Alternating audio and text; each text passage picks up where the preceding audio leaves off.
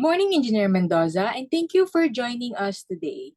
We are conducting an interview regarding our chosen topic, manufacturing engineering. In this interview, we would like to know your thoughts on the evolution of the industry, the challenges you faced in your career, and how manufacturing engineering contributes to the societal innovation. We'll also explore how emerging technologies are shaping the field and skills future engineers need to succeed. Start, could you share a bit about your background, such as the school you graduated from, the degree you earned, and what sparked your interest in manufacturing engineering? Thank you for that. To share my background, I'm a graduate of BS Manufacturing Engineering in Pamantasan ng Lungsod ng Maynila way back 2017. Um, what interests me in the field of manufacturing engineering? Actually, to tell you honestly, guys, this is not my first choice. My first course choice. The course that I wanted to pursue is BS Architecture, but it so that happened since PLM is a state university. Um, I joined or I enrolled computer engineering in during my first year, but due to some circumstances after my third year and first semester, I transferred to manufacturing engineering. Then I tried to pursue it at first.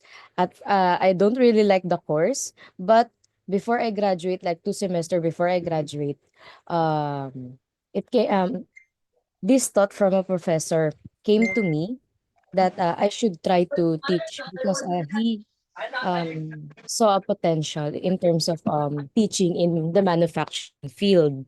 So that's why I pursued manufacturing engineering as my career also. Okay po, thank you po. So next question po. What inspired you to pursue a career in this field and what has been the most rewarding aspect of your work? For that, the reason that I pursue this career as well is because of the academic side. I was actually teaching for quite a while now, since 2018. So this would mark my seventh year of teaching also. Then what inspired me the most is when I see my students graduate. It's somehow um a part of me feels like a parent also that I'm proud of their achievements, and I was a part of the struggle as well. I'm also the struggle there. Part of um, I was part of the struggle and I'm also a struggle for them. And the most rewarding part is that whenever I see them marching on the stage, it really what do you call this? There's some kind of joke that comes into my mind that the parents would also see me crying with them. So that's actually the rewarding part because somehow without thank yous, even without thank yous, you're helping them and you're being part of their life, their career life, that they are eventually succeeding, they're eventually achieving their goals, personal goals, career goals. And you were also there. Do you consider your job as a profession, a mission, a passion, or a vocation po? And why po? For me, it's a mixture of everything that you said, the profession, the mission, the passion, and the vocation. Because for me, actually, I work 2 to 3 jobs. The third job is just come and go. So the first job that I have is a process improvement manager. So I do consider that as a mission and vocation because um when we do when I do process improvements audits or gap analysis within a company, I'm also thinking or tailor fitting a way on how to develop or how to optimize those processes. But the second job that I have, which is for me, I cannot leave that anytime soon. I can change my full-time job, but I cannot really leave my part-time job. My part-time job is a college professor in Pamantasan ng Lungsod ng Maynila.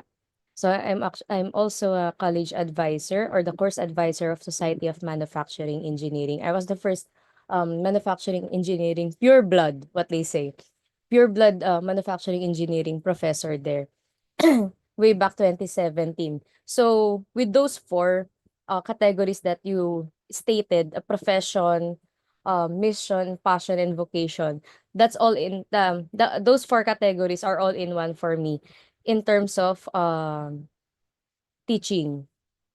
Passion in a sense because you cannot pursue teaching if you don't have the passion. If I'm feeling down or something like that, I don't have the energy to face the students. In terms of vocation, it's a vocation for me in a sense because what do you call this? I really do a lot of personal teachings or uh what do you call this? Experience sharing for the students. So I'm not only teaching the academic side, but I'm also guiding them um towards the corporate life. So it's somehow a vocation. A mission is that during their first year, I am not with them, but I'm also the advisor. But even so, I'm trying to guide them in some ways through the higher years or through the officers, and eventually when they go to to their second year life, sophomores, third year, fourth year, and even fifth year or 6 years, if they would be extended in school. So because we do have that trend in college, we tend to extend if it's needed. So it's a mission for me to um step up or level up the number of graduates for manufacturing engineering. From the course manufacturing, we also manufacture talents. So we do see or I try to see the beauty in each student. So it's a mission for me to make them feel that they're important, that they are not lost in terms of in their lives because we tend to have that kind of thinking that I'm not for this course, I'm not for this career. So I was there. I'm talking to them individually whenever they're coming up to me or they do want to talk to me for a career coaching, study coaching, or even they do want to open up their needs, not financial, but more on the psychological needs.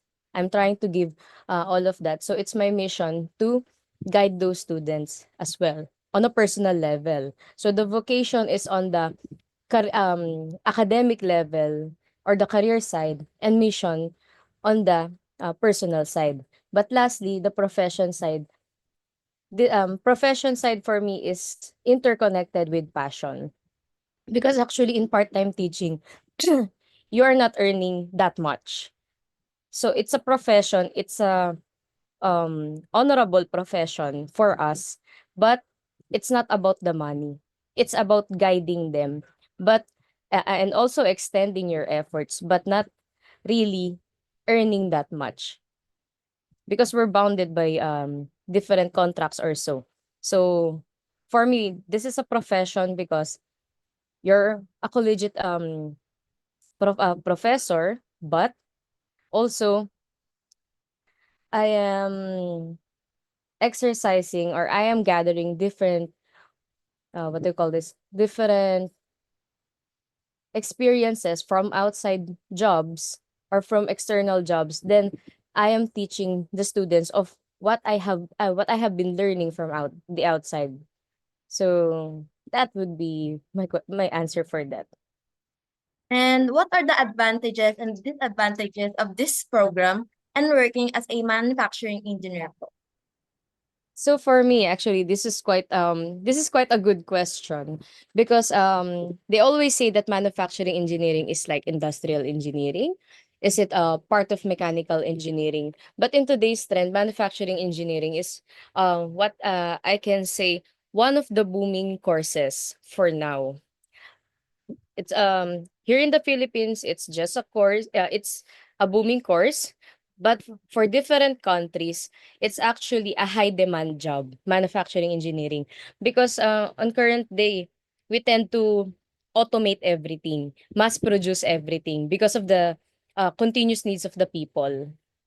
So as an advantage there, here in manufacturing engineering, the study the course outline or the course curriculum, what we call, is actually quite a little bit of everything. So we can be called jack of all trades. We can be part of the operations, the supply chain, logistics. We can also work on the medical field as a biomed, maintenance, building engineer, safety, etc. We can also work in construction, in the construction side. We can also work in purchasing, distribution, um, deliveries, etc.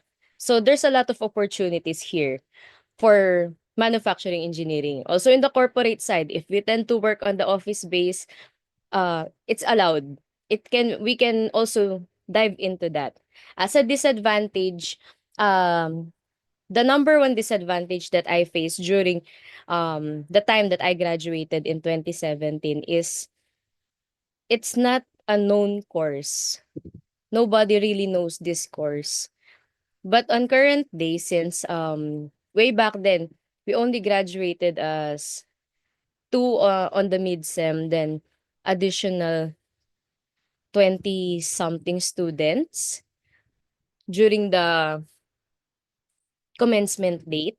So we're quite few way back then. So we're called the pioneering batches. So eventually we tend to job hop. Then once the current batches that are taking OJT have we have this what we call network. We have a small network wherein when we arrive at a certain company, there would be some HRs that would be telling them, "Ah, kilala mo si ganito. Do you know this person?" When we because he's also a graduate of manufacturing engineering in PLM. So the tendency is I would try to reach out to that person.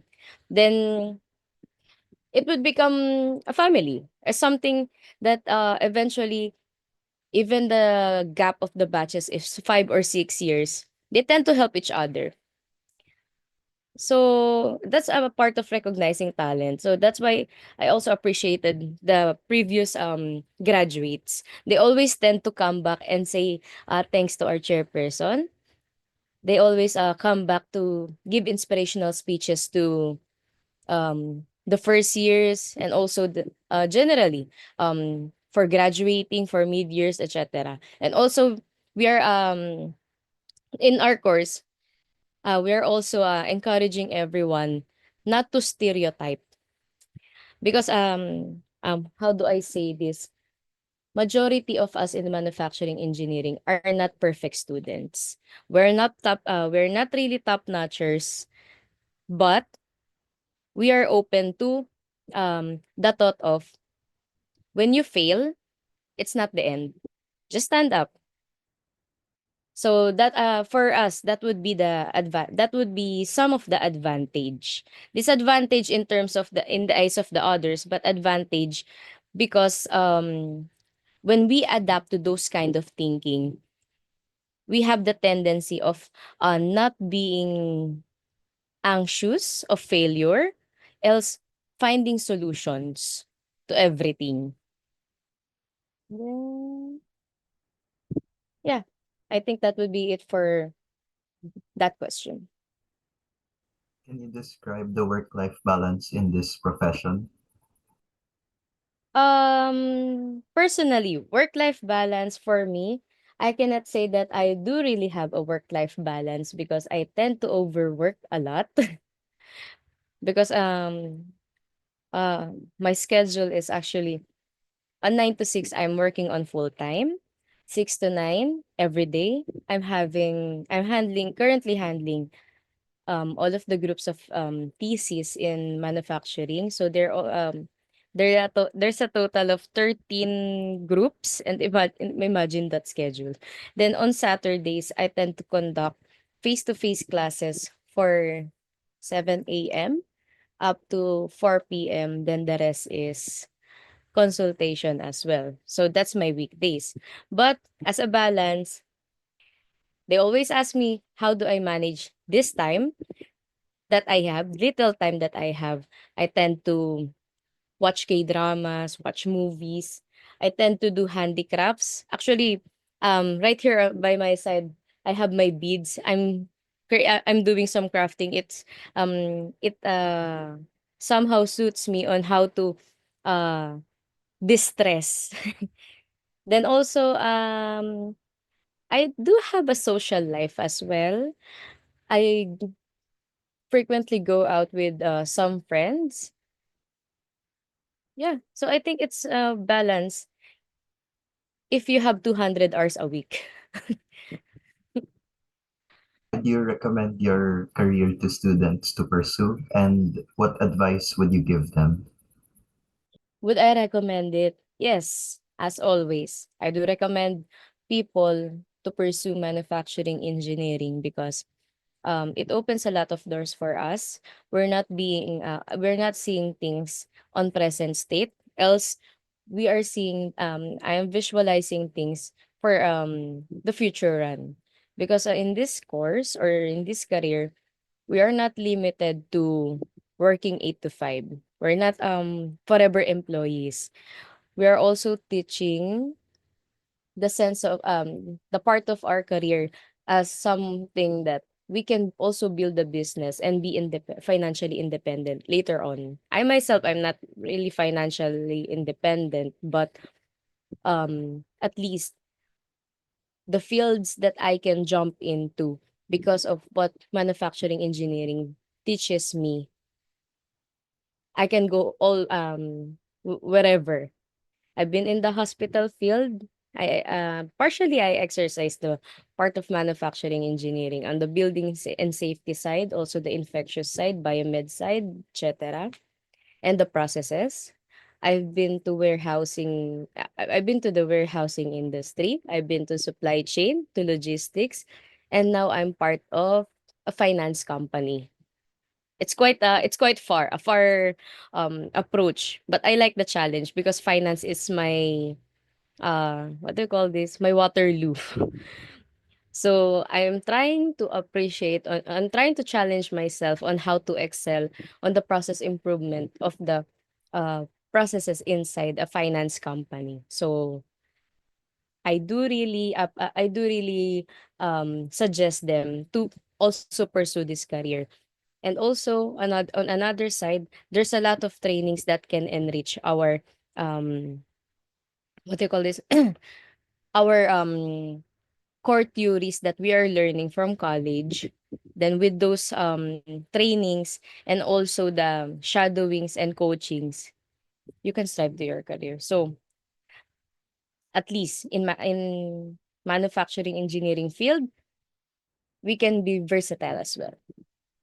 For the question po, what do you think are the key skills and qualities needed to succeed as a manufacturing engineer? Yun. Sige. Thank you. Key skills and quality that's needed for a manufacturing engineering to succeed. Number one is communications. How you communicate with with every person that you meet is very much important because how you talk to one person is not the same treatment or the same uh way of talking that you need to talk to another person. You tend to treat them equal, but the way you talk or the language or the intonation that you would be using to another person or for each person should be different because we do have a tendency to be, what do you call this, to be sensitive in a way.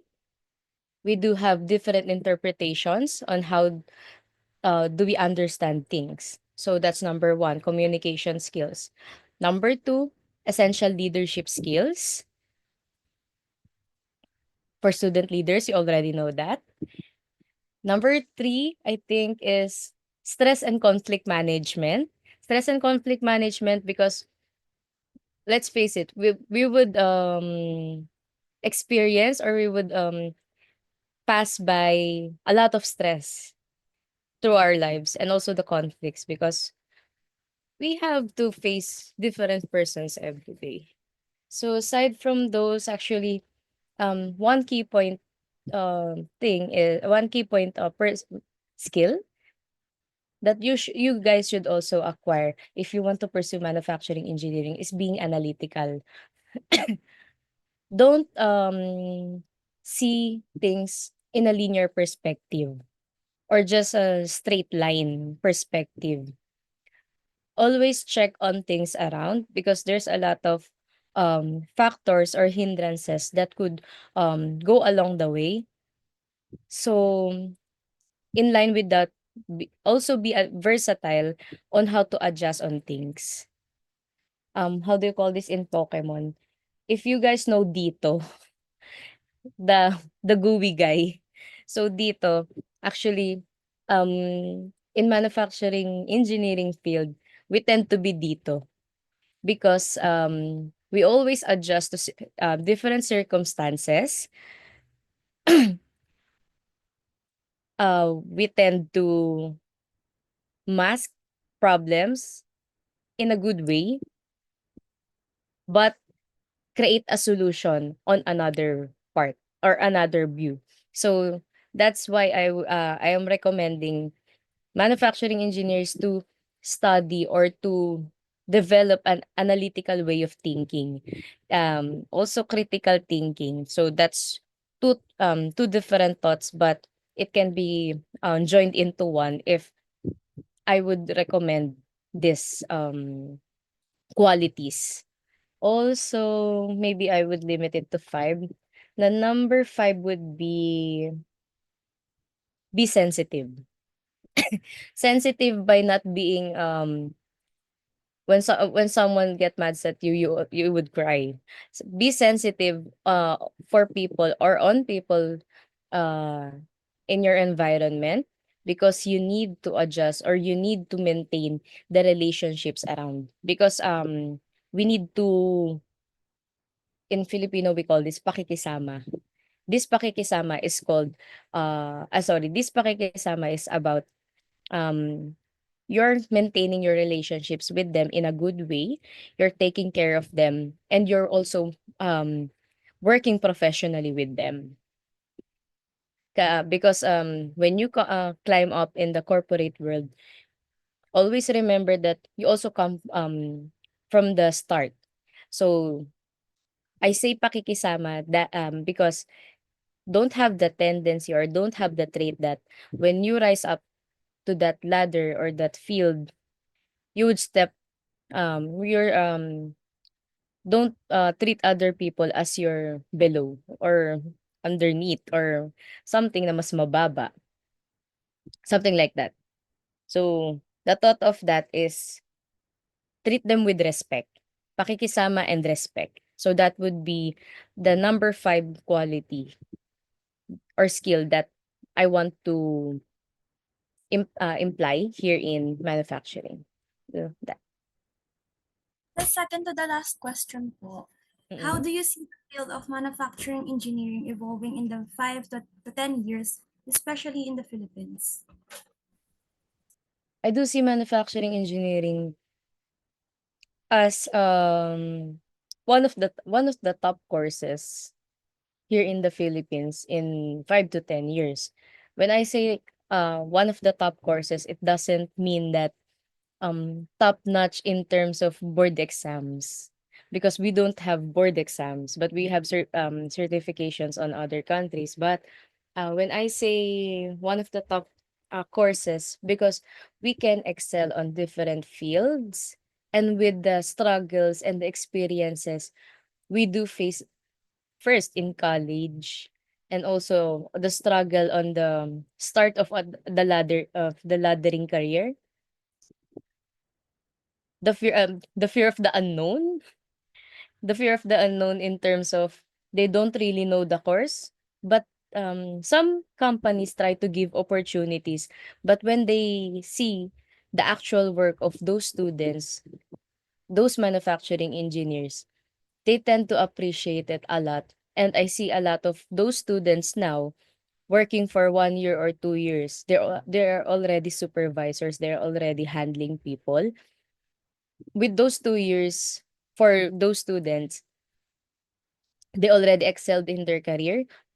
How much more in 5 to 10 years? So those cultivated talents can um strive on a higher calling in 5 to 10 years. Same as with the students that would graduate soon, that would work in the corporate real soon. So yeah. For the last question po, what industries or sectors offer the most opportunities for manufacturing engineers today in our country? When I manufacturing, from the course itself or the career or the job title itself, manufacturing is the one of the widest has one of the widest opportunities. But inside the manufacturing plant, I would say the logistics and the supply chain, that's the top trending um career opportunity nowadays. So Philippines is having a lot of manufacturing related jobs nowadays, but not in Metro Manila. Or it's not really in Metro Manila, because in Metro Manila we tend to have corporate businesses. But when you go outside Metro Manila, you would see a lot of plants, manufacturing companies, etc. Also, a part of that is when you see companies like San Miguel, Coca-Cola, you you would ask a question, why do they have a lot of offices? So those are distribution centers, those are satellite offices. It's also part of the manufacturing field, but on a different aspect. So another job opportunity for manufacturing is sales. Just to open that up. No, that's my answer for that. We are nearing the end of our meeting, and for us as students, we've gained a deeper appreciation for the challenges, technological advancements, and opportunities in manufacturing engineering. And we feel more informed about the critical roles engineers play in shaping society and the economy.